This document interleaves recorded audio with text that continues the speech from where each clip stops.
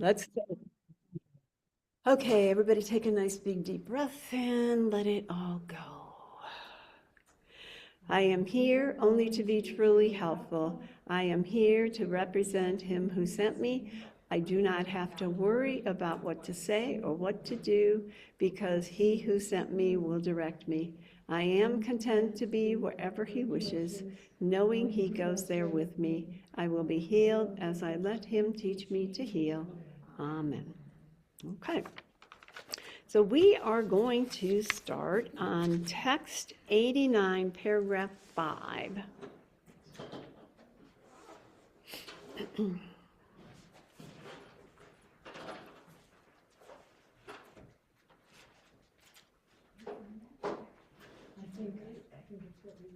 Yes, it was, yeah. Very good. You were paying attention, little girl. That's right. You're special little girl. That's right, and a special little girl at that. So Yeah, special, yeah, special one, right? That's yeah. how we were raised. Well, Yeah, you're my special. You better be special now. right, and I think, you know, as we were discussing the special relationship and the way it's operated in our world and so on, you could say, but society taught us that this is what that's supposed to look like. And the Course would say, well, yes, it gets reflected into the way society represents that, but it's because you chose for the ego and you're looking to be an innocent victim of circumstances beyond your control. And oh, wow, what a perfect place to practice this game because, you know, you brought me flowers 2 weeks in a row, and this week you didn't bring me flowers. So, you know, how dare you? You know, you don't love me as much as you used to love me before, and on and on, you know, and it doesn't even have to be with somebody you know. It can be somebody at the grocery store. I mean, it's everywhere. All relationships that we encounter are special relationships because we think they're supposed to give me something in the way that I think they're supposed to give it to me, and if they don't, I'm justified to lose my peace. So it's expectations. Oh, yeah. It's what they call that, you know, love. It's you have conditional. Right. It's unconditional love that you're looking for. The condition is always some Correct. condition, and you put your body out front because you want to be special. And if you fulfill the kind of requirements of what others have held up as special, Yep. then you become special as well. Yep. And the whole time you think you're not because you know you're not that good. Right, correct. And the other thing is, if I become special in relationship to somebody else, there's a hierarchy. Okay, we're not the same at that You're moment. not special. Right. Yep. It was our desire to be special for God. Well, it was our desire to become special against something or someone else because I'm better than everybody else. Don't have anything. God, once we left God, we kicked God out of the whole formula. He's over there, I'm over here. And in the context of my relationships, I'm then looking for a God to fulfill God's place, only that God will never fulfill God's place because I projected my guilt, sin, and fear on them. And maybe they're nice to me today, but tomorrow, look out, here they come. And it's not like the other person's a bad person. It's that we're all coming from our wounds, and so we don't have love to give. So we're that song, looking for love in all the wrong places, we're looking for somebody who's wounded to fill me with love. Well, the problem is I'm not full of love because I chose to leave love. And the answer isn't which relationship is going to fill me up the most. It's go back to love, and then you'll love everybody, and everything will be fine. But that's not how we're normally operating in the world. Well, the quote was, "A special relationship is born of a hidden wish for special love from God." Correct. You want to be well, and the special love you want from God is you want God to say it's okay that you separated. And God says, huh? Who? What are you talking about? I only see oneness. And how we're all separated. We're separated from our body when we're not happy with it. And yet all we want is to be joined with something, thinking it's with the other things, not with God. God seems to be gone somewhere. We're looking at all the things that we're looking at through our physical representations. Yep. And there's places in the Course that basically say any special relationship is a replacement of God.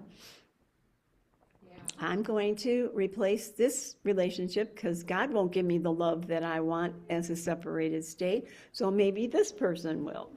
But again, this person can't, it's nothing personal, they can't, they don't have it to give. It's like somebody comes to your house and says, give me $10, and you go, well, I don't have $10, so they can stand on this porch step forever and yell at and scream at you, but they're incapable of it. And the other part was just that how the people who are doing that don't really, they have a hidden agenda. Always. When you're not, I guess that's all of our hidden agendas. Correct. With the relationship with the special love and special hate, is we want something to work out in our favor, and we think that that person or condition is going to give it to us. Correct. In some kind of a favor, not. Yep. Yeah, and Unconditional. the only place we can get unconditional love is from God. And so as we, bang our, and it doesn't matter if it's a person or if it's a drug or it's a cigarette or if it's, whatever it may be, or a person, it's the same thing. I'm looking for this thing to fill me up so I'll be okay. And we probably are familiar with the first time you have a drug or a drink, it only takes one and you feel euphoric. Feels like you did the right thing. Right. All of a sudden you did the right thing. Before that you're just, why didn't I do this before? Right. But then in order to maintain that level of euphoria, you have to have 2 drinks or 2 cigarettes or whatever. So it's like, even though you do have that, I'm going to call it pretend sense of fulfillment, it's not going to sustain you because it's not the answer. And we keep looking for the answer in the wrong place, basically. It would seem like if, after one drink or after getting on this thing, and then people start to hate themselves because they see it's not working, they expect it to work a certain way, and it doesn't, and so they're angry with God, they're angry with themselves, and they still do the thing, though. That's what's interesting. They keep hanging on to that, even though it's not serving them at all. It's become But sometimes, especially if you get into an addiction, that high feels mighty good. Right, that opposite thing that happens between you being frustrated or whatever, then you go to that, and that's what your whole life ends up going that way, I guess, for that. But eventually it dawns on you, or maybe you get in an accident and they make you go to AA or whatever it may be that kind of forces you to go in a different direction. You realize, the drink is not sustained. It feels good. I understand with some drugs, it's just so appealing that it just pulls you right in. Until you go through withdrawals. Well, and of course, yes, of course. Like you said, It doesn't sustain you. Yeah. And then you need more and more and more to fill it up. So, All right, so paragraph 5. Whenever you are not wholly joyous, it is because you have reacted with a lack of love to some or to one of God's creations. Perceiving this as sin, you become defensive because you expect attack. The decision to react in this way is yours and can therefore be undone. It cannot be undone by repentance in the usual sense, because this implies guilt. If you allow yourself to feel guilty, you will reinforce the error rather than allow it to be undone for you. All right, so this is kind of a power-packed, I guess you could say, section. So whenever you're not wholly joyous, it is because you have reacted with a lack of love to one of God's creations. Well, that's a pretty powerful statement right there. Okay, and how many of us are wholly joyous all the time, let alone anytime, or very seldom? Right. The meaning of that word is quite never discussed on the news. No. And the reason we're not wholly joyous is because we are living an identity that is not who we really are. We've not, we talk about, we left God, but we literally left our identity back here as well. So I'm walking around with this false pretense of who I think I am, thinking I need to get filled by something that can't fill me up, instead of go back to where love is, and then I'll align with God, and I'll know who I am, and I'll know who all my brothers are as well. So it's a real win-win-win-win-win situation, and choosing for the ego is a always lose-lose-lose situation.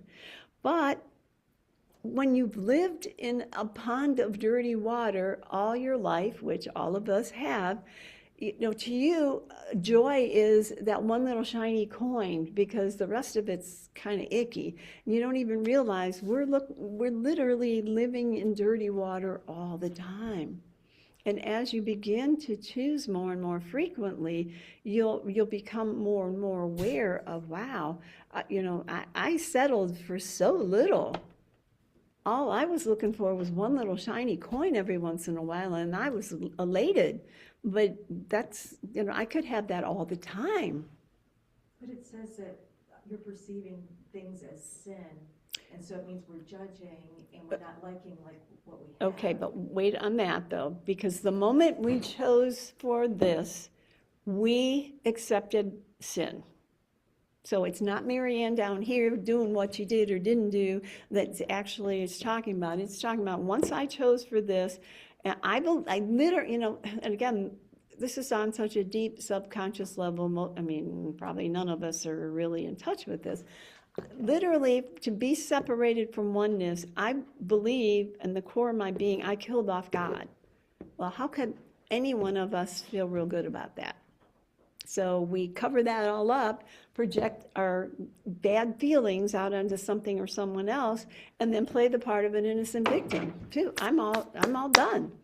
But that never really goes away. It's always in there waiting, to pop up. It keeps playing out. It plays out in different ways. And if it's not through you personally, it can be through your children, it can be through this or that or whatever, but something will show you, I'm not at peace here. Yeah. And it's pretty universal everywhere.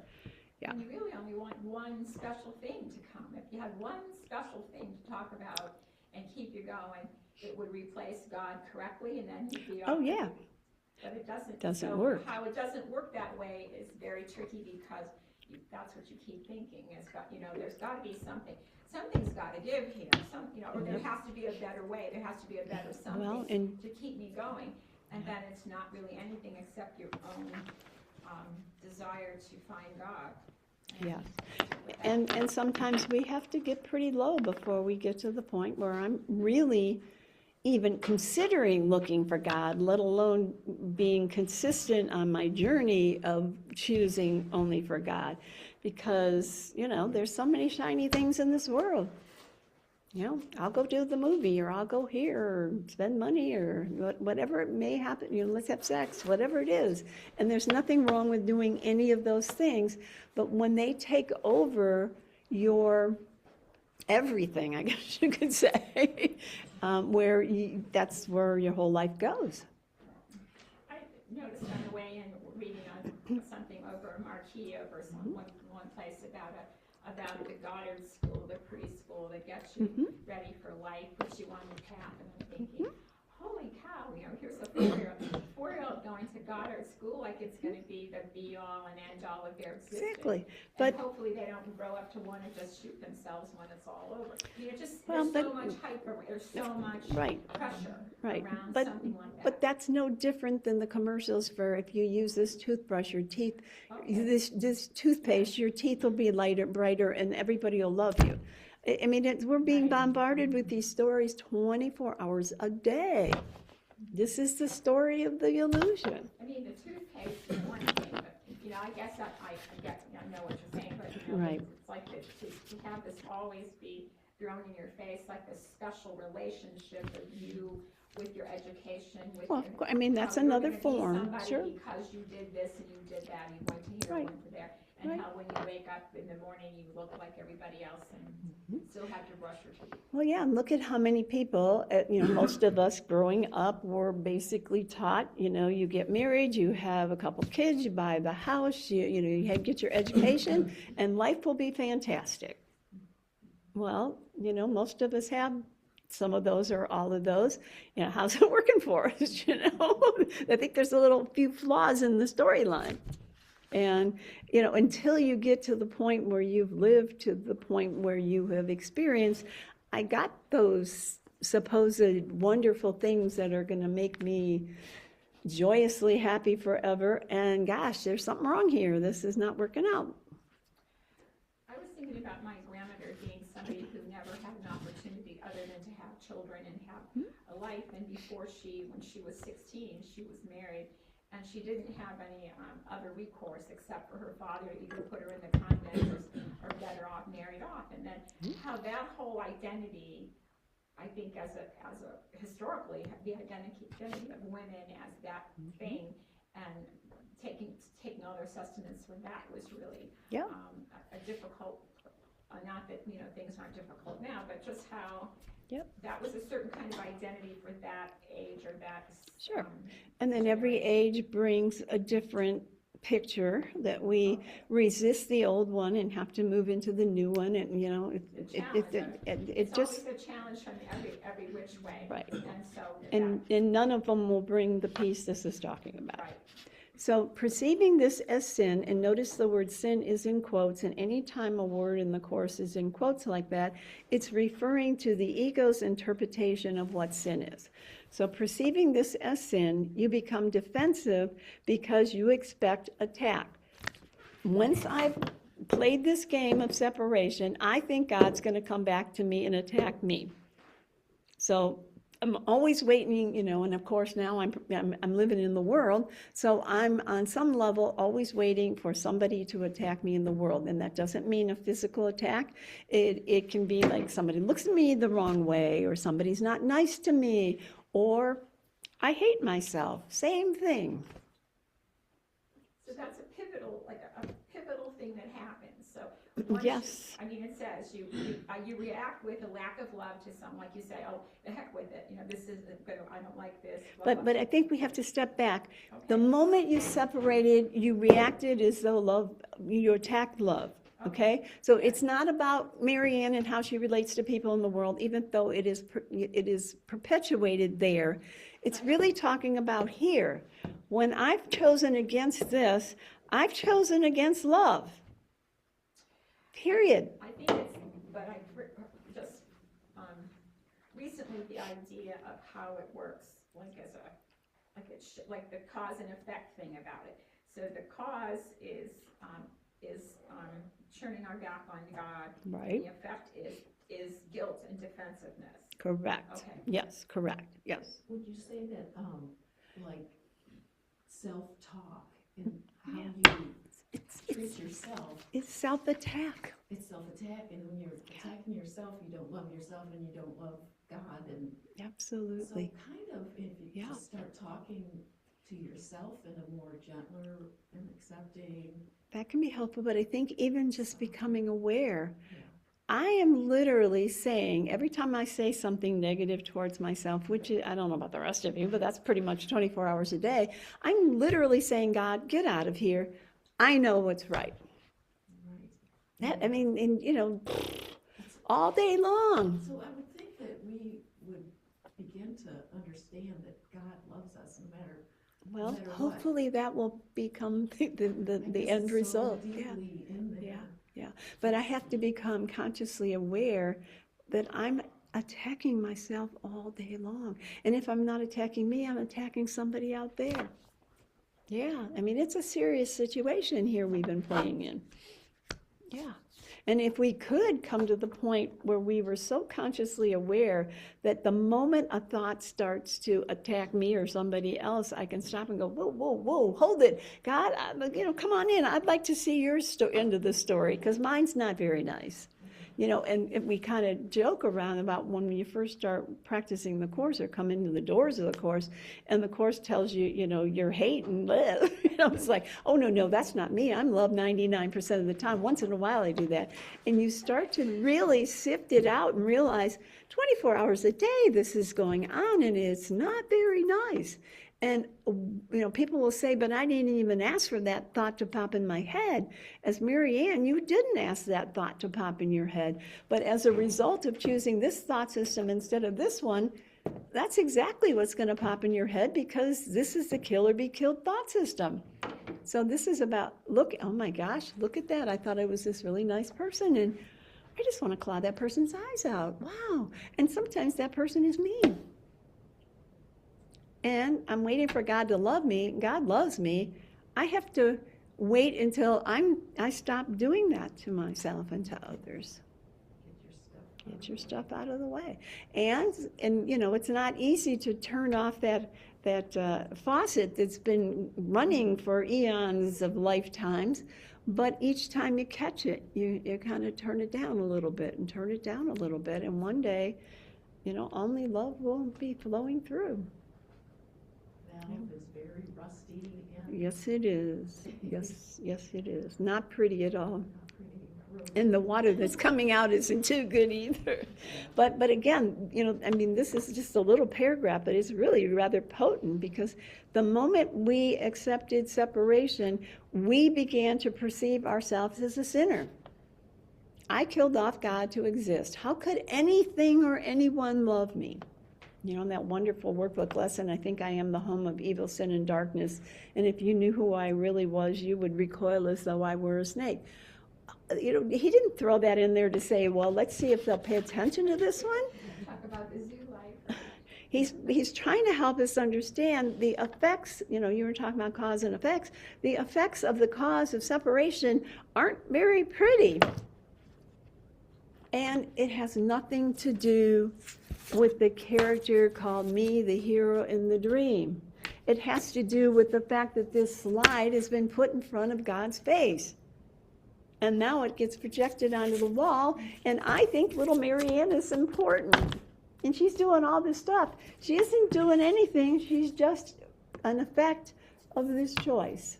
So and I mentioned, you know, be observant of what's going on. When I observe that I am tearing myself to shreds 24 hours a day, and I stop and go, okay, God, I want to know what you have to say. Is that where asking the Holy Spirit to help see things differently? Yes. It has nothing to do with fix this problem. Right. It has to do with removing the slide that's in front of his face. And what the answer of his answer versus mine is none of my business. But if I have an agenda, I'm right back to this. I'm in charge. I think that's where, I think I had mentioned at your Sunday group, that I realized that maybe I do need help. Like, I've always thought I can do this on my own. Exactly, sure. And I feel like I just really came to something a couple weeks ago, like, Yeah. maybe I do need help, and maybe I should try it. You know, because I feel like I've gotten as far as I can on my own. Right, Trying, exactly. trying. Right, yep. And I'm at a certain point, but I want to go beyond that, and I need something else to take me there. Exactly. And the deal with this is you only have the separated state to work on to find an answer. Right. And yes, you know, then that's, I think it's another tricky way the ego has us by the tail is, you know, I can make changes in the world and I can feel better. And they don't have to be drugs or alcohol and whatever, though those work really well too. It can be just, you know, I'm thinking more positively as Mary Ann, but I still haven't gotten out of the way and let him provide the answer. It's So, actually such a relief. no, you don't have to work so I hard. don't have to work, exactly. No, I it's don't have to wonderful. keep trying so hard, and I can just try to turn it over. Exactly. And Yeah. I really feel like I've seen, like, okay. Yep. Maybe All right. this works. Yeah, this works, yeah, and usually way better. Pardon me? Just being contented with the decision, when you say, okay, I decided wrongly, I'm going to try to, not trying, I'm just going to ask for help. It may not come for a while. you know, Right. you still feel like you're being rained on, and you're like. Yeah. It's hard not to get frustrated, like, why is it, Yeah, why is right. it, you know, why am I still uncomfortable? Yeah. When I'm Yes. studying and I'm asking and I'm saying, oh, I'm unhappy, so I must have chosen wrongly. Yep. Doesn't mean it's gonna get easier Nope. at that point. Nope. It just, No, and another challenge we have with that is usually the reason you ask for help is because there's a problem going on in your life. And you don't want to know what this is, you want the problem to be solved. or Every just a time you feeling ask, of though, discomfort, but I it can't- doesn't I go don't away. even wanna- Yeah. I don't wanna say it's because of this, it's because of that. I feel like it's more like I woke up and Nothing life happened, is right? raining on me. Yes, yes, yes, yeah, It's all just bad. yeah. And I can't pick out Yeah. the thing, but I go, okay, accept that this is your path. Be happy with it. This is what God has laid in front of you. So embrace it, lean into it, Yep. love it. But why am I crying then? Right. If I'm so Yep. into it, Yeah. right? Why am I weeping and Right. upset? Because, you know, if that's my path. Right. you know. It's so hard to get our own self out of the way. Oh, gosh, yeah, It's yeah, just yeah. like, And the patience to, I Yes. have to be, it's like, I want Yeah. it now, Right. kind of thing. Right, and I like to think of it as, the concept of priming the pump. If you've ever been out in the country and your arm's getting tired and, there's no water coming out of here, but they say keep pumping. Well, we're in the pumping process, but if you keep at it, eventually a little trickle will come out and then eventually you'll have delicious spring water or whatever. But we have to keep on doing what he's asking us to do. And I always look at it as if I ask for help and something wonderful happens, that's wonderful. That's frosting on the cake. My only job is to ask for help. When and if that shift and change occurs is none of my business. But we're used to push the button and the TV's on, push the toaster down, poof, we got hot toast. And it's really hard for us to be patient in the process. But something has changed, even if you're not seeing the effects. And that's the thing we have to begin to trust. I mean, I just feel sometimes like I'm in a box, Mhm. and I know that limit, bang into that, no, that's not it. Go forward, bang into that, that's not it. And then, I have this box around me and say, well, okay, if there's a different thought, please help me Bring to it see on down. Yeah, I mean, if there's a different thought here in this square box of what I'm gonna do, and then that helps me to it stops me. It stops my thoughts from wandering back and forth around the box to all the things that I'm unhappy Yep. with. And saying, well, if this is true, this stuff I've been reading here, if any of this is true, I'm ready for you to show me how could this possibly work when this box seems really solid. Yeah. It's almost a challenge to my idea of like stamping my foot at Jesus and saying, okay, you're talking now, let's see come on across with the goods now. I need to see, Yep. help me. I'm gonna wait until I hear something else. In the meantime, I'm gonna pretend like I'm not in the box. I'm not gonna look at those edges of it. I'm gonna look only toward where there might be a little opening. And that's the miracle, because there is no opening in this world. The box is the box, and you're not gonna get out of there. Nope. But people who are in prison for years, they find a way to express God through them. Apparently, I thank goodness I haven't had that experience yet. But that's just how I've heard that. Nelson Mandela, or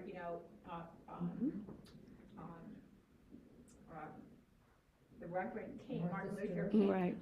people who, anybody who's had an awakening in there, and they'll talk about it. These people who've been are murderers or who have done horrible things, and then they find Jesus in the jail. Sure. And people say, well, of course now they're looking for Jesus because they can't find anything. And people don't believe all that, but I believe that that's what they're doing. They're going, who am I? Look what I did to all these people. How could I possibly be, God love me? And then they're being told, and somehow they're grasping onto that. And I've heard of people dying of cancer who said that was the best thing that could have happened to them. But any classroom is possible. Yeah, and keep remembering, like, this is me, the hero of the dream, and I'm looking for something here to be my answer. The only answer the Course provides, and I guess the dot fell off, but is up here. Okay, that's where the answer is. It has nothing to do with any of this. It's, I'm going to find out who I really am, and if you notice there's a bed here and this is the dream that I'm dreaming, well, it's about waking up from the dream. Well, that's not very helpful from little old ego Marianne who's lived in this body in this world, and everything I know is about this, what's going on here. But this is about wake up, wake up, wake up. This whole thing's a dream.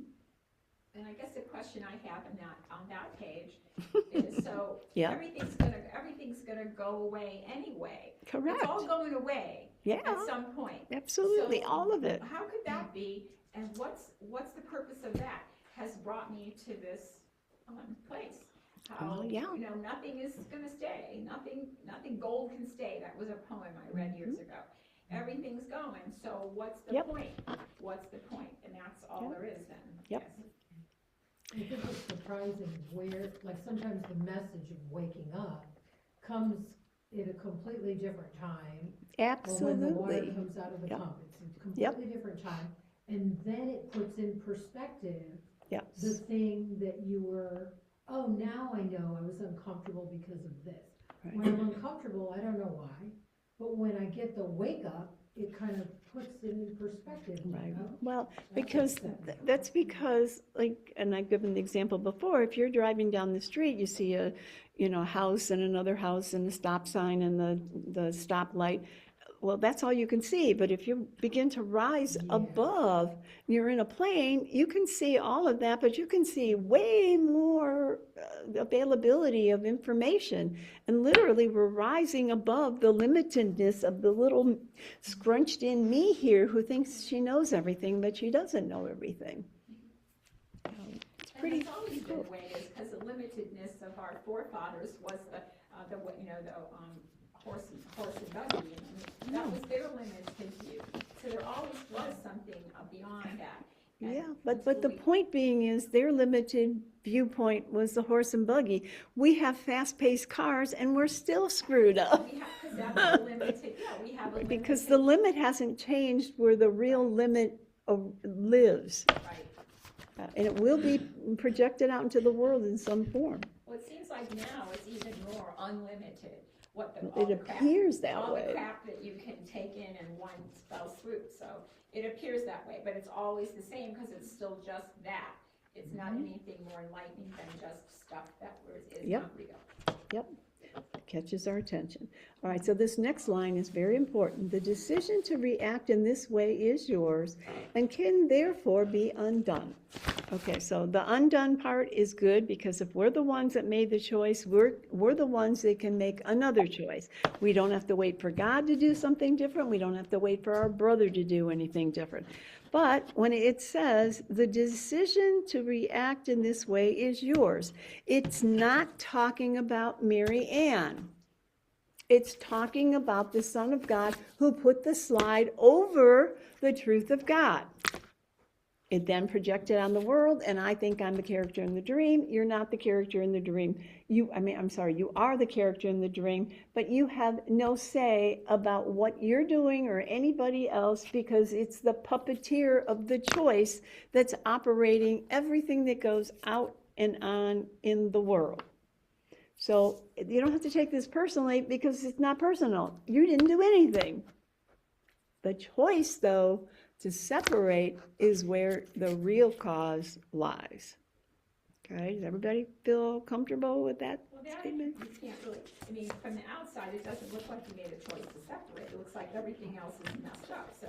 That's how, correct. You have to go to a deeper level of thought in order to get that, and then see how it's reflected in our thoughts. Well, and what Jesus keeps harping about in this course over and over and over is, yeah, it appears like the problem's out here. I was fine until this happened. He's saying, no, you were up here, you fell asleep, you had this dream of the opposite of what this is, and all of those appear to be your world now. Because you wanted them to be your world now because you were afraid to go back to the the true source. And so he's basically saying, wake up, wake up, wake up. But the way I wake up isn't just like, poof, wake me up. It's I have to look at all the things that irritate me, upset me, cause me joy and enthusiasm, all those kind of things, and recognize that's not who I really am. I want to know what you've got to show me.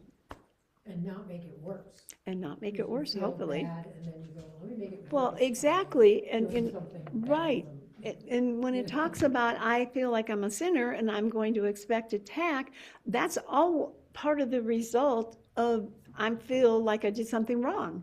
And so that's all wrapped in there. And this is saying when you, and we're actually going to read the atonement prayer shortly, whenever you really hone in on show me who I am instead of what I think I am, all of that disappears.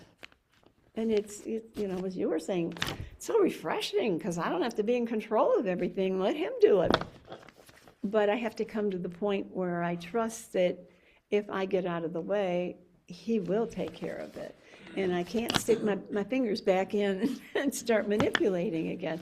So in the meantime, I just become aware of how frequently I get back in the driver's seat, and he's then gone.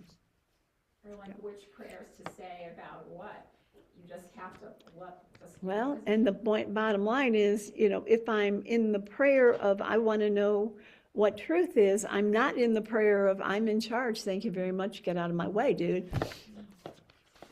So it's not even as specific as to what particular prayer resonates with you at any given time. It's that you're choosing beyond who you are to find a different answer.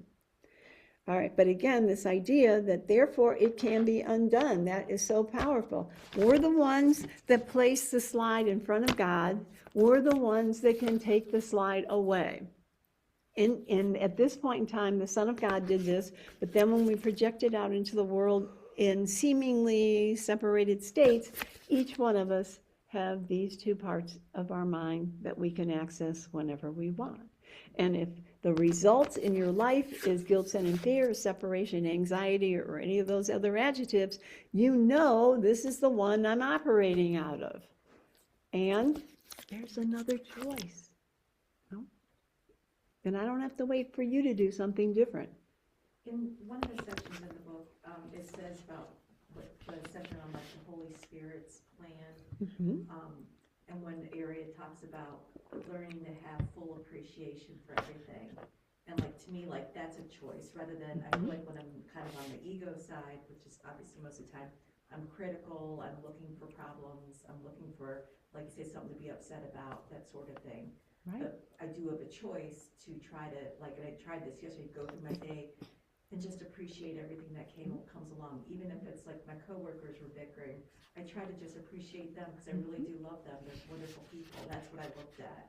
Okay. So practicing that appreciation helps me to more feel one with things and understand that that we're all one with God. Right. And eventually you'll want to use every little irritation as an opportunity to say, God, I don't know. Yeah. Yeah. But that's a good beginning. Yeah. I have to be talked into appreciation quite a bit. I have to wait and see. I just feel, Right. I guess I go down in the hole and then I ask, and then it becomes revealed, which seems a lot easier in many ways because I don't feel guilty about not liking it. How people do things. Well, and again, we're not each going to walk in a straight line following each other. We're all going to have our own way of doing it and doing it at different times and whatnot. But eventually, it's the recognition. I literally don't know. Work with 5. I don't know what the problem is. How can I figure out what the answer is? And again, the more we literally step aside and come with empty hands, the more he can fill that space for us. And the more I'm in charge, the more I'm saying, see you later. And I feel like then the less you have to think about where we are. That's right. The less you have to, be upset by whatever's happening and then try to figure out and then what I should say to God about it. I guess I find myself having certain kinds of prayers when I'm having an issue, but the bottom line sometimes that I fall asleep on is, I don't know, and help me. I ran out of, little phrases I know. Right. I And- run out right. of that too. Right. So. And I think, we've got to do what feels right for us to do in this progression. But again, eventually it all falls away and it's, who am I? But if you need something, just like that story of Helen had the image of going to the store and Jesus was with her and he said, here, there's a pantsuit, that's all you're going to need. And she turned around and grabbed a whole bunch of them. He said, that's fine. If you think you need more now, you do. But eventually, that's all. But we got to be where we are. That's We the can't. hard part, is disseminating who's talking and what they're saying, what they're trying to do. And if you feel controlled one way or another, it's not working. And that's correct. And then I'm not at peace. Yep. All right, so it cannot be undone by repentance in the usual sense because this implies guilt. And what that means is in the conventional manner of forgiving something, I'm going to repent my sins. Well, the Course says none of it's real. Why would you repent anything? Just drop it and come over here and I'll show you who you are. Totally different. You feel superior in your repentance. Well, then there's a lot of that goes on as well. The idea of Lent and giving up because I'm so, Pious and right, wonderful, just do right, that. righteous. And then you have this attitude about yourself that you'll say to other people, well, why did you give up for Lent? That'd be a big deal. So they said, well, I gave up this and I didn't want to give anything up. And of course, then that brings up more of that stuff in your mind. Well, that's a perfect example of how the ego gets in there no matter what we're doing. Right, I mean, you're Yep. feeling pretty joyous, but. Yeah, but it's a false pretense. All right, so if you allow yourself to feel guilty, you will reinforce the error rather than allow it to be undone. So let's say you just did something you now wish you hadn't done, okay? Which happens, I'm sure, quite frequently. Okay, so if you think about, the problem was that you had chosen for separation, not for love. So the puppet is going to operate out of that thought system, and it's going to do all kinds of things wrong. It's going to look for people that it hates, and it's going to attack them, and it's going to judge them. Well, the problem isn't the problem of the situation or the scenario. It's that this got placed in front. Okay? And this is the puppeteer that's running the character that I call me. And if this is in front, the story is always, always, always going to be kill or be killed in some form or another. Subtly or outrageously, it doesn't matter. You have to just switch the picture. Who's your daddy? Switch the pictures and the joyous part will come through. That is correct. And it's none of your business as to how soon that comes, or what it looks like, or any of that. It's just keep asking that that's what I want. Okay, paragraph 6. Decision cannot be difficult. This is obvious if you realize you must already have decided not to be wholly joyous if that is how you feel. Therefore, the first step in undoing is to recognize that you actively decided wrongly, but can as actively decide otherwise.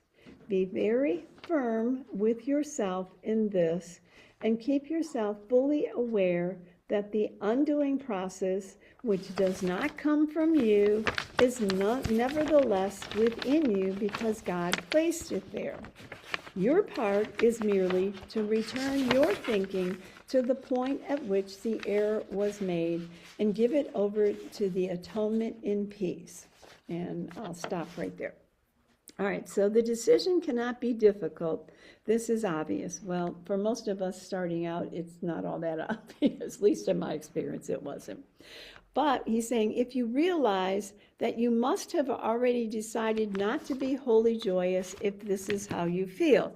What that basically means is when you've chosen against God, and this is running the show, it is always going to be something other than joy that you're going to see. And that's the indication or the reminder or the red flag I chose wrongly, and not Mary Ann, the Son of God, that is operating out of this belief system. Okay, so this slide produces this, and I'm going to see me as the innocent victim, the little cute little thing in the middle there, all white and pretty, and all the other idiots are going to be my problem. But they're all the same slide. And it's what I'm going to see in the world. So if I'm caught by absolutely anything that appears to be take my peace away or make me feel like an innocent victim, know that this is what's going on, not this. Okay, so don't take it personal. And I know the words in the prayer of the atonement say, I. It's not talking about Mary Ann. It's talking about the thought or the choice against love. All right, so this is obvious. Well, when we really get that literally whatever's happening in my life that's not at peace is coming from the slide in front of God, then the answer is remove the slide. And what we're always doing is trying to figure it out, change it, manipulate it, make sure that person understands exactly what I'm talking about, because they obviously don't now because they're not listening to me properly. I know none of you have ever had that happen, right? All right, so if you're not feeling wholly joyous, you know the slide has been placed in front of God's face. Therefore, the first step in the undoing is to recognize that you actively decided wrongly, but can't as actively decide otherwise. Now, the deal with that is we're so wrapped up in this character called me, number one, and we try to be such good little people that we can't look clearly at if this is what's going on, it's about the slide, it's not about me. Okay, as long as I have the personal connection with this being me, it's going to be really hard to look at this clearly. But if you just take it carte blanche, not at peace, coming from the slide, okay, and that will make a big, huge, gigantic difference. And if you take it to that in its simplicity, every time I lose my peace, it's the slide, period. Not you, it's not the circumstances. Someone could have just bombed my house. It's nothing to do with my house. It has to do with the thought in my mind. Okay? Well, just to have the wherewithal to know that you can make a decision. For me, that has been the hardest. To know that I Exactly. made a decision and I can make that other That is decision correct. about asking Yep. is the whole thing for me. Because obviously you're thinking how I could have done this differently, what could happen. And also you don't trust it when you feel bad, that you think you deserve to feel bad, you think you've done something wrong and you feel guilty. It's like it's just even at the grocery store when Sure. the person is trying to get next to the green peppers and you're in the way. There's all this stuff going on all the time about stuff like that. To know that you have a decision, or I think you have to feel that you can make a different decision. Well, I think the deal is we have to become aware. We didn't know we had another decision. Okay. We thought all we had was the opportunity to manipulate the world one more time in hopes that things will get a little bit better for Mary Ann. Right. The course, and Ken said this all the time, the most important thing about this course is to recognize you have another choice. Even if you're not ready to make it today, you have another choice. And then you start by recognizing how often I'm playing in this arena. And then you recognize, oh, don't think I like the results of the playing in that arena. I can do something different now. But that sounds like it should be a 5-minute ordeal. It's more like, who knows how many years, because we're so convinced that I'm not good. God doesn't love me, and why would he? But I'm going to try to find that next person in my life that's going to say something nice to me. Oh, then I'll feel better for 5 minutes, but I'm never really getting to the core and being healed. Well, then, with that slide, in that mindset, it's always, in my experience, that something outside me needs to change. Absolutely. No matter what it is. Absolutely. Always. Always. And so it's always like the seeking what needs to change, Of even course. if it's small things. Of course. And if I can just realize absolutely nothing needs to change in order for me to, Absolutely. to me, Yep. that helps to kind of just be like, Yeah. everything is okay right now. No, even if it's like, being at war, or, you know, protests or Everything, whatever. That exactly. doesn't need to change. No. You know, because that's what I find my whole life I'm waiting for something to change, then I'll be happy and I'll be at Yep. peace. Yep. And realizing Yep. it doesn't, nothing needs to change. Nope. Because because it's really coming from the mind that's dreaming this dream. And if I manipulate the characters in my dream and put them in different places and whatever, I'm still dreaming. I haven't woken up from the problem. And, you know, I this thought of this chart came in my head one day, and it's like, I find it tremendously helpful, because all of us think, it's me against the world. And this is just one slide that's got the whole picture on it. And it's all I'm asleep versus I'm awake. Yep. So, I mean, again, this section is, you know, powerful like all the rest of it. All right. Be very firm with yourself in this, and keep yourself fully aware that the undoing process, which does not come from you, is nevertheless within you, because God placed it there. So, you know, there are words in the Course that said the moment that we chose for separation, God gave us the answer. But ultimately, the answer never went anywhere. We just covered the answer over. And so, you know, those are just symbolic words. But the bottom line is, this never left us. It's part of us. We've just covered it over with the lie.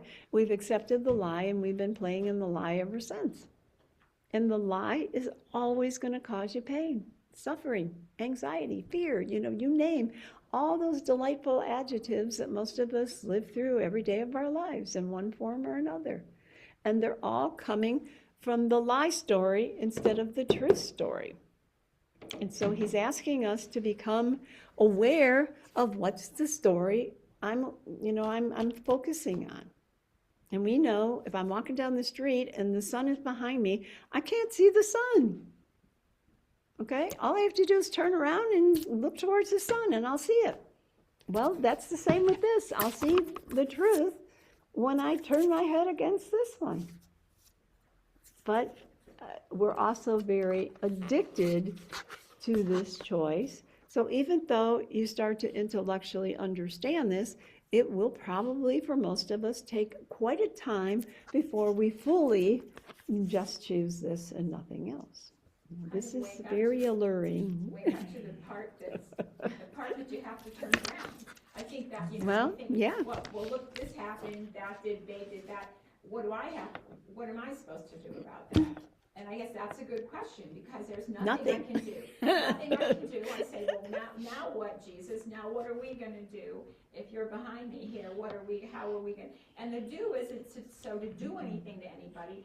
It's to think about, how do I respond from within myself any further without harming, without feeling like I'm being attacked. That's what I want to know how to do, how to let go of what it looks like and see it through his eyes. Absolutely, because that's the only answer, and that answer can only come in this moment. And he's only asking for one moment of willingness to get out of the way to let him show you another way. All right, so be very firm with yourself in this, and keep yourself fully aware that the undoing process, which does not come from you, again, the answer can never come from this slide, ever, ever, ever, ever. So it's not you that has to figure out how to solve the problem. It is you that has to recognize the problem is I put the slide in front of truth. And I have to be willing for one moment, peek that out, to find out what it is, which does not come from you, is nevertheless within you, because God placed it there. Your part is merely returning your thinking, to return your thinking to the point at which the error was made. And in our lives, oftentimes, we think, when I yelled at that person, that was when it happened. No, it happened when this happened. Okay, so it has nothing to do with anything personally Marianne did or didn't, or anything else anybody did or didn't. It has to do with the fact that I've got a slide that covers over what love is. And again, when you're in a movie theater and the projector's projecting a light, there's no action going on. The action only shows up when the slide gets put in front of it. And we call this a wonderful place. It's all kind of exciting, it's fun, I can get to do things, blah, blah, blah, blah, but there's no peace here. And when I really get to the point where peace becomes my priority, I will look to do and be something other than what was presented when I left here. And keep remembering, this story started me doing something, me being in charge. I am going to show God that I can be God, and the heck with what he had to offer. And ever since then, we've been in charge. So for us, because, as you basically were talking about, Caroline, I didn't even know I was trying to be in charge, but I'm in charge all the time. Because we're so acclimated to being in charge, and even, again, thinking positively instead of negatively is me doing it, but it's definitely a step in the right direction, because obviously being negative all the time doesn't make you feel good. And so you get to that point, but then you realize, I'm still not real full here, something's not quite complete, and then eventually you stop being in charge altogether. And that's our deal. To be on the roster too, you have to be on the roster for the cleanup team and all, you just get. Well, that could happen, yeah. You could do it, but not unless you're instructed by your higher power to do that. Yeah. Well, and I don't think it's as important as to what I do or don't do in the world. It's who's running the show when I'm doing what I do or do. Yeah. This loses the awareness of being, am I on the right page? No. That's not going to help us at all. Let's see, your part is merely to return your thinking to a point at which the error was made. And again, that error has nothing to do with Marianne. The only value of me seeing less than peace in the world is that I know that triggers the memory that this choice was made. Other than that, the details mean nothing.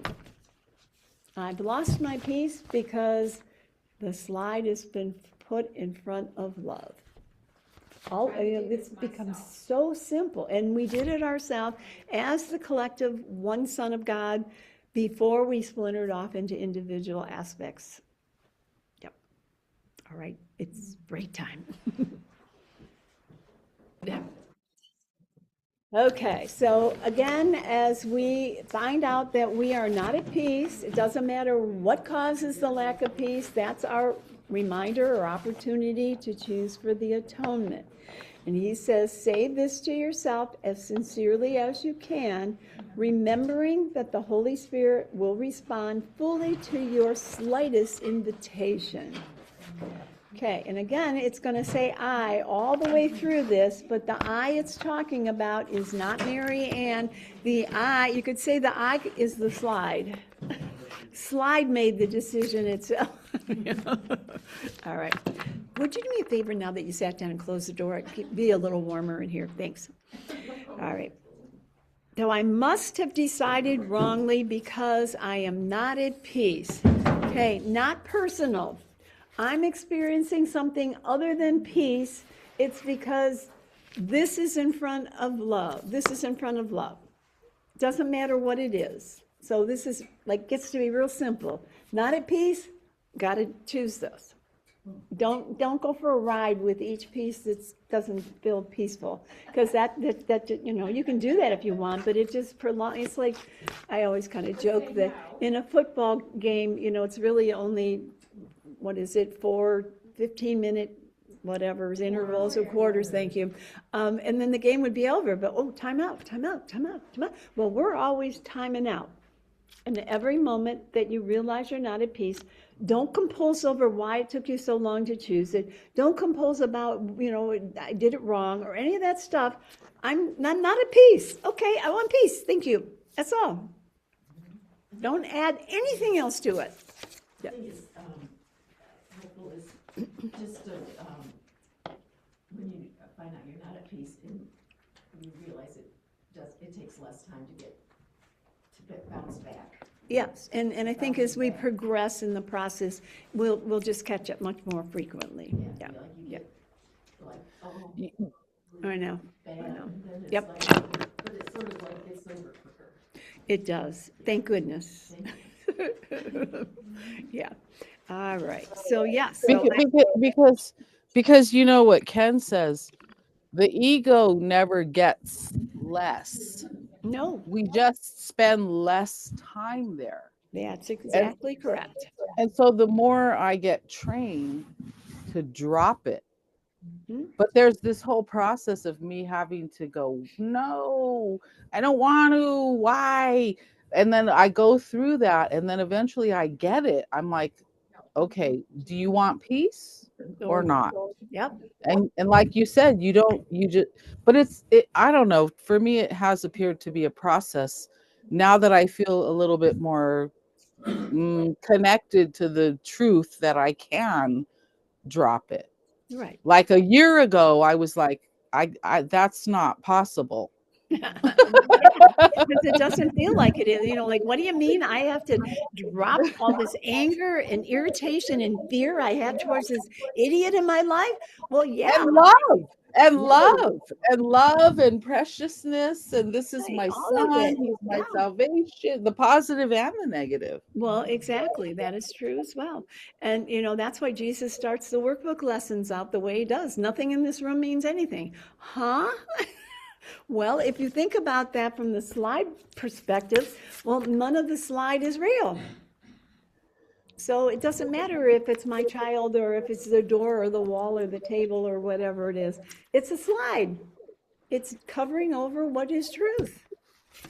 But And what the slide shows me and what you show so beautifully in the learning aids is that there's two me's, right? There's well, two there's two me's. thoughts of the me. Yeah. Exactly. But if I'm joined with the wrong mind, I'm over there and here's the whole story. Yep. And there's another choice. Yes. But I don't even know that. I'm Nope. like, I'm me and that's that. Yep. And Well, then and he's like, again, well, it might not be. and that's what the whole setup was made to be, so that we would continually stay here and never remember we have another choice. And Ken Yes. always said, the most important thing about this course is that you're becoming aware you have another choice, another part of Yes. your mind that is who you really are, that's being covered over by this wonderful slide. Yep. Yes, and each moment I'm in one of those or the other. They don't mix. Absolutely. And Don't that's the whole nowhere. deal. Yes. One or the other. But I get very distracted by the slide. Oh, man. Well, but again, we have to be gentle with ourselves because we've lived in the dirty water of the insanity of the shiny coins, and I have to avoid the things that aren't working in my life. That's all I've known. And now somebody comes along and says, "You're asleep. All of these are dreams. Come up here and wake up." What? Huh? And I thought those things were my salvation. Oh, Because the early chapter that says the question that you must ask is where can I go for protection? mm, And that picture you just held up, yep, all the things surrounding it, yeah, I thought this was protection. yeah, and You know, security blanket. yes, and I Mhm. was wrong. Yep.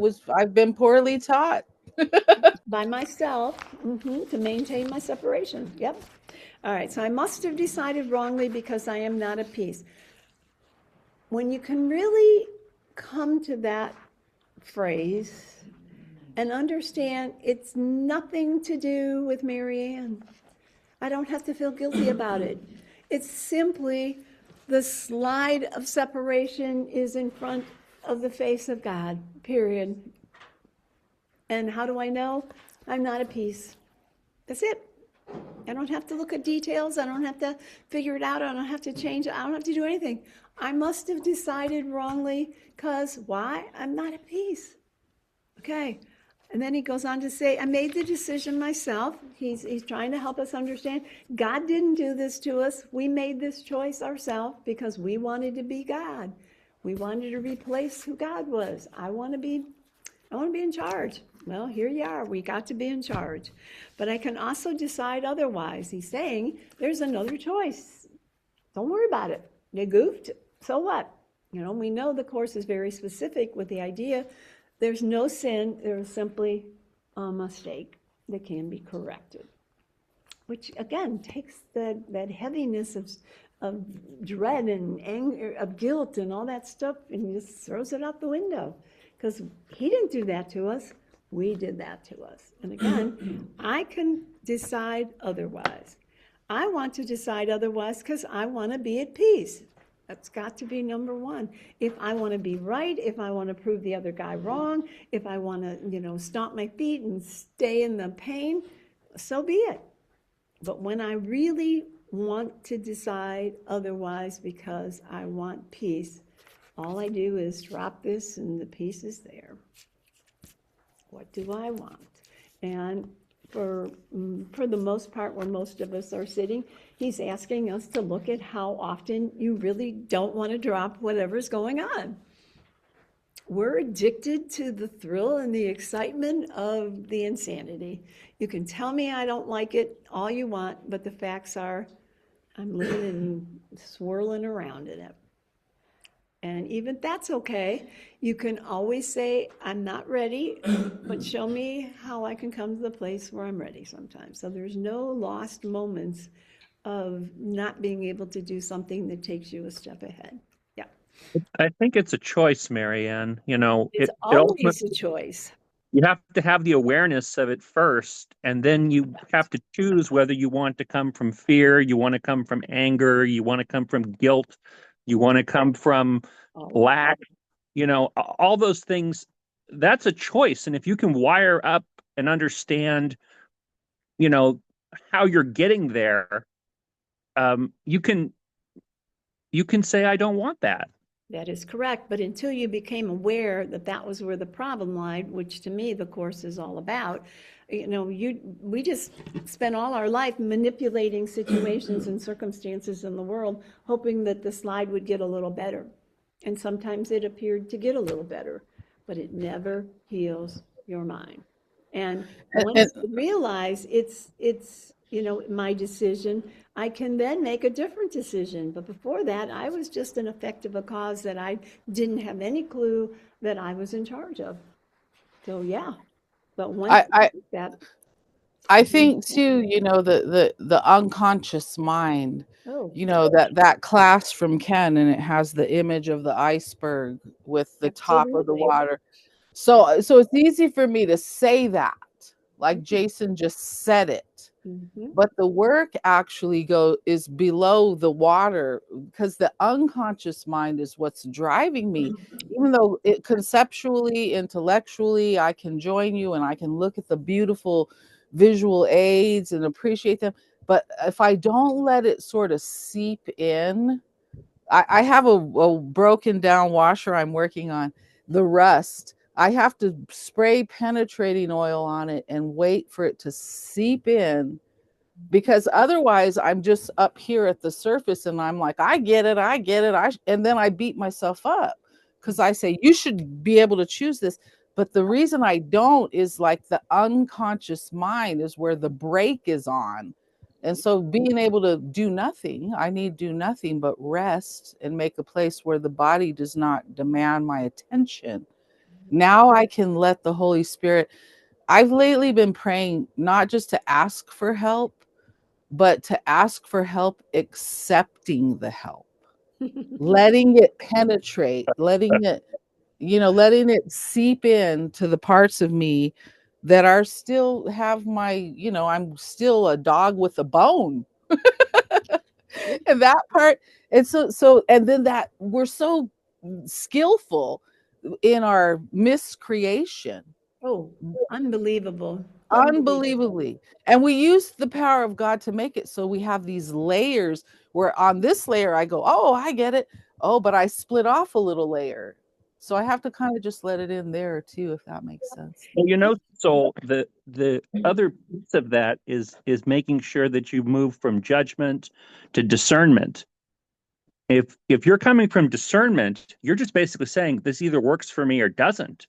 If you're coming from judgment, you're saying this is right, this is wrong, this is like universally. So that's I think that's where you need to get to do what I'm talking about. Yep. And once again, we really do not have a clue how addicted we are to the ego. You know, the difference between this chart and where truth is this. Well, you think we're going to just go from here and jump over here and be in the nothingness in which we came? Not going to happen, people. Well, I want you to paint some like gold glitter paint on the blank one. Because there's a very big teaching about how a misunderstanding about what nothingness is. Well, but A nothingness is everything. blank white paper, that will throw us off because so-called nothingness is actually capital L love. Well, exactly. Yeah. But again, it's not chaos and confusion and getting and fixing and making and all those other things that we're so easily drawn into that keep us very busy from choosing for knowing who I am. Very tricky stuff. You know, there's a line, you will not be But hurled but into. sparkly gold, sparkly gold. I mean, if we listen to the forgotten song right now, this is how Jesus helps me value that, because in the course he so beautifully describes how a circle of light more than you could imagine, that everything is included This in. is the light that includes There it is. everything. And it's all not limit. No limit. No A limit. oneness joined is one. Yep. All right, so I do not feel guilty. You know, again, the guilt of believing we separated is what's running the show. And he's saying, I don't need to feel guilty anymore because the Holy Spirit will undo all the consequences of my wrong decision if I will let him. And be aware, he's saying the wrong decision. He's not saying you're bad because you're wrong. The decision was, this is my reality. No, it's not. This is my reality. That's it. That's nothing to do with anything personal. We're the ones that jump in there and think Mary Ann did something wrong. Mary Ann should have done it different. Mary Ann, blah, blah, blah. There is no Mary Ann. Mary Ann's just the puppet being played out by this choice in the mind that is the separated choice. And all stories coming from the mind of the separated state will somehow be enmeshed in separated thinking. And guilt, sin, and fear, separation, you against me, you name it. Something personal is always involved here. All right, then we come to the last line that says, I choose to let him by allowing him to decide for God for me. And we've read this section, numerous times since the 30 years that I've been doing this, but I specifically remembered the first time I read this prayer being very consciously aware of, wait a minute, I have to choose to let him be in charge. And I could feel a strong resistance within on a very subconscious level, because I think I want this really bad. But this really means I don't know. None of this I know anything about. I don't know. I want him to replace my stuff with something totally unrelated to anything in my knowing understanding of anything. And when I showed the white screen versus the chaos of the Holy Spirit, be very aware that this is where we start. As we begin to heal, we're going to go like this. And a little time bit, that's going to flash forward, and then we'll probably cover it over, and then it's going to go like this, and then it's going to go, kind of going back and forth and back and forth and back and forth. So it very gradually comes to the point where my next step will just lead me to this, and the other side will never come back and get me again. Okay, but at that point, being here will not be a threat anymore, because I will have matured to the point where being in the oneness is all I want. Right now, it's not really all I want. I want my world to be fixed and tweaked a little bit so it's not so miserable. And when I Okay, but the word maturity, I will have matured. right, I immediately hear that as a judgment. Okay, I'm but like, what it oh, means is, what I meant by that is, as you mentioned a few minutes ago, I'm only choosing one or the other, and I'll begin to choose this more. That's what I mean by maturity.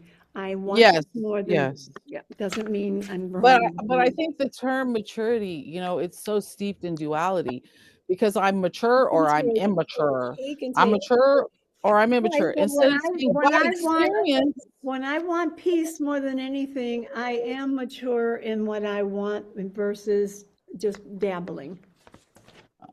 okay. And I know, semantics with words, we can get in trouble all across the board. And, I mean, I'm just going to kind of pick on Andrea. Yeah, yeah. When I used to say perpetrator, she would think of it and wonder what the hell I was talking about, quite literally. And eventually you start to realize a perpetrator is anything that appears to take my peace away. Anything. But initially, you can throw those words out thinking everybody understands what you're saying, and they haven't got a clue what you're saying. Well, and that's what the ego made. Sorry. Well, you're really the perpetrator because we've put this in front of this. Yeah, good point.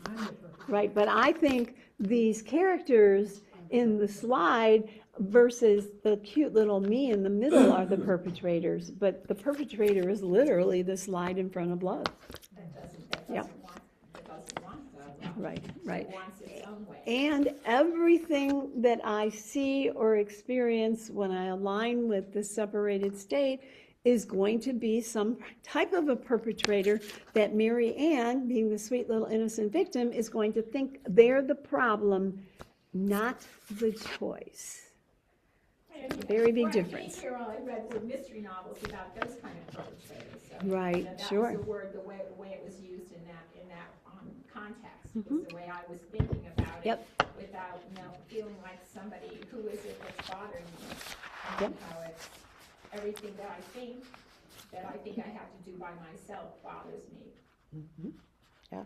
But again, this encompasses literally everything. Everything of the slide will cause a lack of peace. And the only answer is this: if you really want peace more than anything else. But if you want peace because it turns out the way I think it should, or in my context or my time frame, you're back over here. Not happening. So those are kind of like two identities. Oh, big time. I can either identify as that little white cutout doll Yep. surrounded by other cutout dolls, Who are or bad. or I can identify as the whole enchilada. The whole enchilada. And see, this one's sparkly. Just to call Suddenly, that I'm weird. totally fine without sparkles. I don't know. I actually had this chart, Amen. I actually had this chart with a light on that actually flashed, and people said it was too bright, so I had to tone it down. All right. So I'm going to go through this paragraph again and just see if there's anything else that needs to come up. So this is what we're constantly being asked to do. The moment you realize you're not at peace, I must have decided wrongly because I am not at peace. That doesn't mean Mary Ann decided wrongly. That means the Son of God decided wrongly. But the character in the dream, called Mary Ann now, has an experience within the world that says, something's wrong here, I'm not at peace. And it doesn't matter what the specific is. Anything that causes your peace to go away or be taken from you is a result of the slide in front of love, which basically means when when we collectively decided that we wanted to be on our own, we made the choice to step away from God, which we then killed off God, because you can't have oneness in a two-ness world. So God, the real God's gone now, and I've lived in this place ever since. I'm now afraid to go back to God because I believe I'm sinful. I did something. I'm going to kill off God to exist. How could I not feel bad? So instead of going back to where God is, we take this slide, put it in front of it, and then project it into the world, and then think this is who I am. Me against the world of all the insanity that's going on. But in essence, it was simply the slide placed in front of God's face, and we have been addicted to that ever since. Okay, I made the decision myself, but I can also decide otherwise. The good news is if we did it, we're the ones that can undo it. But again, the I that he's talking about is not the Marianne, because the Marianne is just the puppet in the dream of the choice for whatever part of the mind is engaged. And in this case, it's the separated mind that would be engaged. And so he's saying that that choice brought forth the effects of that choice for separation. And we can now make another choice. Which one do I want? I want to decide otherwise because I want to be at peace. But that means I don't have any investment of what it's going to look like when the slide is gone. I just want peace above and beyond absolutely everything else. And until I enter that space, I'm still trying to be in control. That's, I don't know. Show me who I really am. Because any aspect of me thinking that I know anything, that I'm still staying here, is not going to be true, because these are two mutually exclusive thought systems. Nowhere do they touch in any way, shape, or form. From the perspective of this course. Now, there's many spiritualities out there that combine these all over the place, not from the perspective of the course. And I think initially, at least I found that a little hard to take, because we like to live in gray a lot. And, wait a minute, one or the other, I'm either in love or I'm in hate. Wait a minute, I don't think I hate. I'm kind of nice most of the time. And what this is saying is that you're not fully engaged in love. You are the opposite, which is hate. And that takes a little bit of getting used to at first. But as you understand, if I'm not this, I'm this, and this is the absence of love. How could it be anything else? Yeah, okay. Some of the layers that are hidden were hidden for me. Okay, so there's me being the perpetrator about myself, and then how I ask for help, but then how there are others who misconstrue or don't like how I'm doing things and will superimpose or say they, talk to me about an issue about how I do things, and how that was a part to me that was harder to take than the initial part where you you feel you're following God's mandate without, getting involved with anybody else. But then now, at this point, this has been a number of years now, I see and understand better how my doing it for myself frees up everybody else around me. Correct. And whatever their opinion, it kind of slides off my back more than it hasn't, I haven't been plagued by anyone else's opinion for a long time. Right. But, that's a layer. I mean, that was another layer of, so okay, I'm doing it for myself. Well, why isn't everyone behaving correctly now? Why isn't everyone loving me for doing that? Right. Or how do I get that point across? Like lay off. I'm doing the Course in Miracles. Give me a break here. I know what's going on. So that's a whole nother layer superimposed on my ego of how. I'm still going to control now how others think, or how and I guess also in the kind of work that I did with children, and still do. There's a part that was tricky for me, and how do I communicate this to others? And then that was revealed as well. So you just kind of keep working with whatever the next pretext or the next idiosyncrasy you're experiencing, you use that to jump to step off of, you push off of that particular thing, asking Spirit for help with that. And let me just explain your explanation of, I started meditating and doing spiritual things, thinking everybody would be saying, oh, isn't that wonderful, instead of they attacked you. Okay, so what happened with that is you started to remove a little bit of this darkness, okay?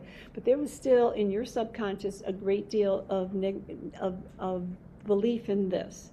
So it gets projected into the world as though something outside of you is now ragging on you.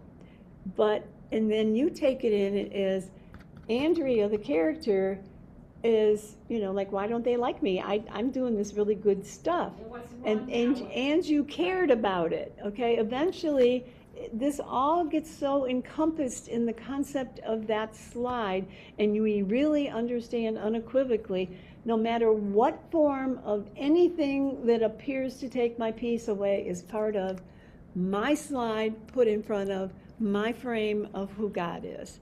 And, that's normal. In fact, the Course talks about that, and it talks about the idea there are still shadows. Okay, I'm starting to walk into the light, but there's still shadows because I'm not fully integrated into this. And that will happen. And, a lot of times as people walk you take a step and it's in the right direction, you don't get, the world affirming how wonderful you are. And if you take Jesus dying on the cross, well, he got it. What did they do with him? They crucified him. Whoa, how nice is that? And the reason why is because he was not on their team. We have to get rid of what doesn't fit in our team.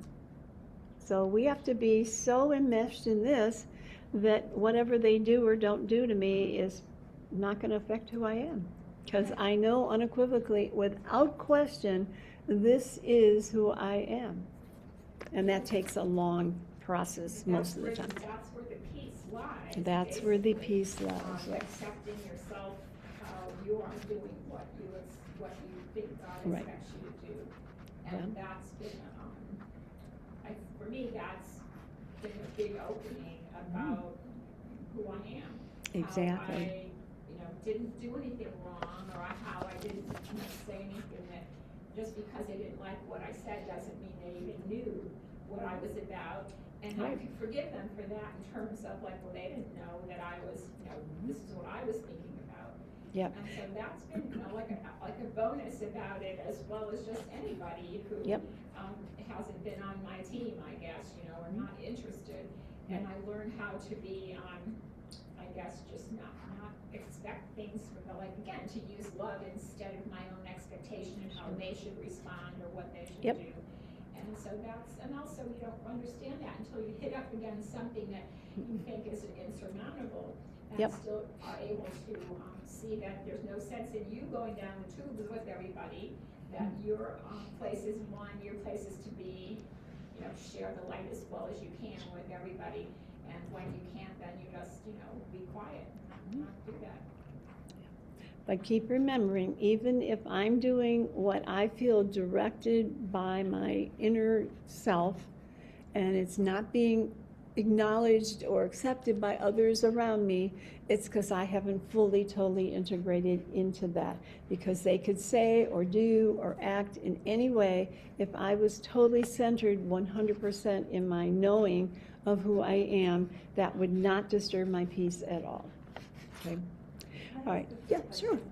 So you mentioned about the ego kind of being in a hate mindset. And I was, first of all, just thinking how very many subtle ways that can come in. It's not always full blown. No. It's very like subtle. Slight criticism and so many ways it can manifest. Yes.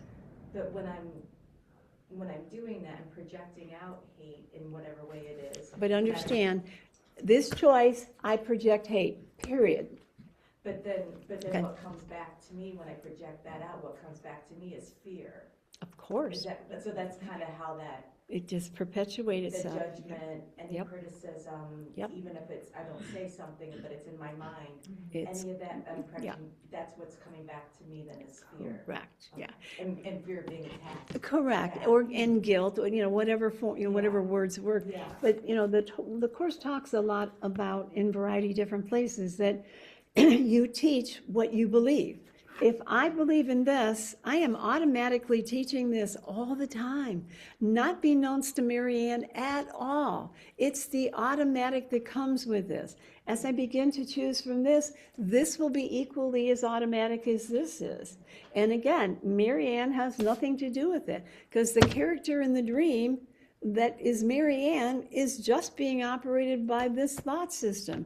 And when I shift to this thought system, Marianne will look the same as she did over here, but she will be operated by this thought So system. when I'm extending love to others, then love comes back to Right, but not you extending it, Well, remember? Okay, right, just want to be right, sure we right, get the word. right. Yeah, when I get out of the way, Right, and let love Yeah, extend, then I feel exactly. that love and peace myself. Correct, yeah. That's Yeah. actually really, It's very cool, yeah, yeah. helpful. And be very aware, the two word choices in the course, this is projected, this is extended, Yeah, okay? So when you align with who you are, you will automatically extend the love that you are.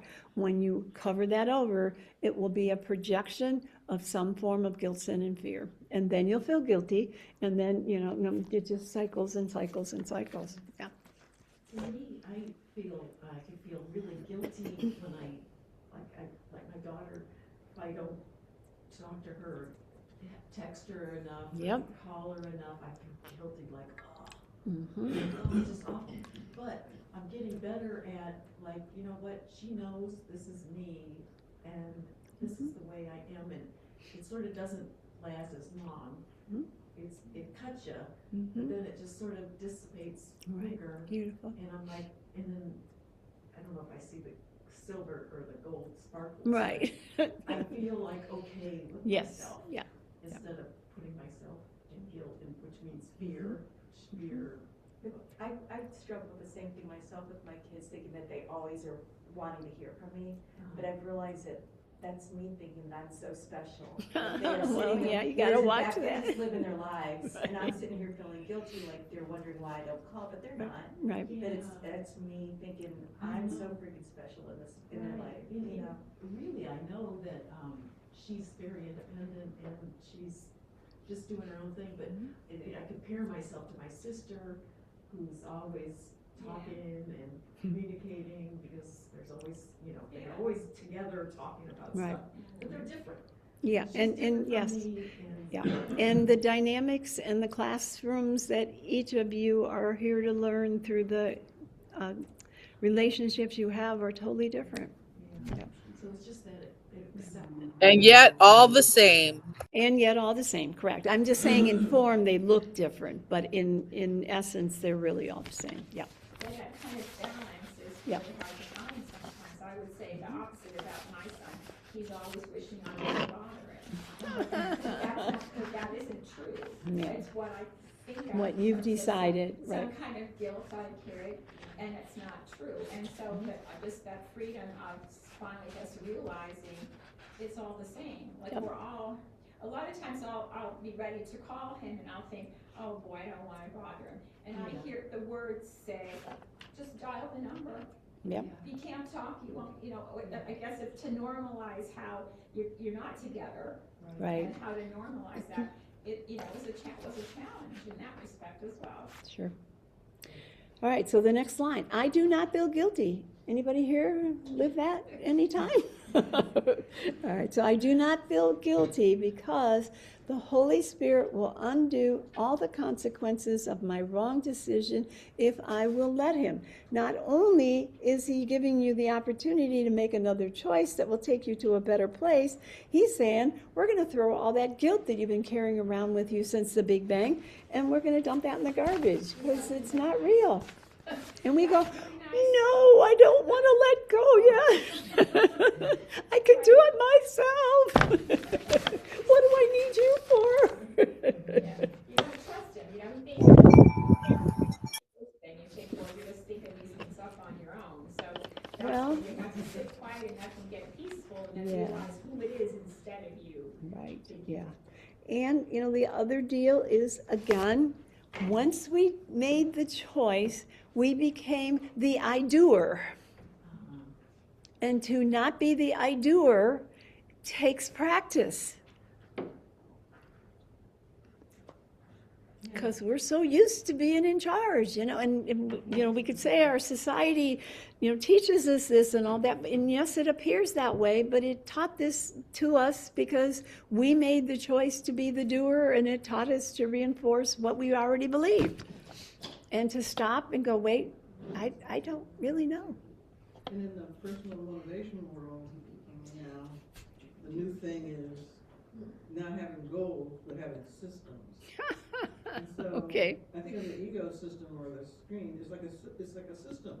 So some of the thoughts floating through here, they're not mine, really, anyway. They're everybody's, and I'm just picking, I'm the antenna, Right. picking Yep. them up. And then Yep. a few years ago, two hectares came into a space I was in, and he had a whole different belief system. He came in, he looked at my, had an altar Mm-hmm. downstairs. He's like, Right. well, I agree with this one. Right, but not that one. Saint that he recognized. Right, yeah. Yeah. And I'm like, oh, well, this is how it is. But what you're suggesting is like bringing, as I was talking to Jim, no thing to the table. Just clean it up. Yep. And I was just thinking about that yesterday. Take all this stuff, put it in the box. Yeah. Well, and you know, Like this, idols in a way. yeah, this is the altar. If I have anything on my altar, it's not clear. Take it off. Well, we're addicted to the stuff, and if you see this, Security blanket. this is security. It really is security blanket, and this is a thought. These are positive thoughts, and these are negative thoughts, but they're all thoughts that keep us from the emptiness where He will fill it in. And that's, of course, a miracle friends way on the east side. St. Paul's. And they, you gotta have that ego. You gotta have that. And I Well, understand how you can function without that Yeah. kind of a system. Because we're so used to being in charge. How could I trust not being in charge? Yeah, and not just prepared to be in charge. Yeah. Especially, how could I trust it to emptiness? Oh, I have yeah. to I have to trust it to love. It's not emptiness, it's love. True, true, true. Not the kind of love the ego thinks. Nope. Not the dualistic love, but the all-encompassing love that we are. Right. And to be A little reminded, easier to let go to that. we're not giving up, we're gaining, because this all comes from limit. This comes from expansiveness, but we don't trust that yet, and we're so conveniently comfortable with this because it's all we've known for a long time. All right, so the last line, I choose to let Him by allowing Him to decide for God, for me. And that's where it is. I have to want peace more than anything else, and I have to be willing to let Him be in charge instead of me. Sounds easy, right? We can get this. By next week, you guys have got this down pat, I'm sure. I think it's still so long to figure out. It is easy. It is easy, no question. Yeah, yeah. And because I believe in the ego, it appears to be hard, and because I still want to hold on to my ego. All right, everybody close your eyes and take a nice big deep breath. Forgive us our illusions, Father, and help us to accept our true relationship with you, in which there are no illusions and where none can ever enter. Our holiness is yours. What can there be in us that needs forgiveness when yours is perfect? The sleep of forgetfulness is only the unwillingness to remember your forgiveness and your love. Let us not wander into temptation, for the temptation of the Son of God is not your will. And let us receive only what you have given, and accept but this into the minds that you've created and which you love. Amen. All right, see you guys next time. Okay, thanks. All right. Love you.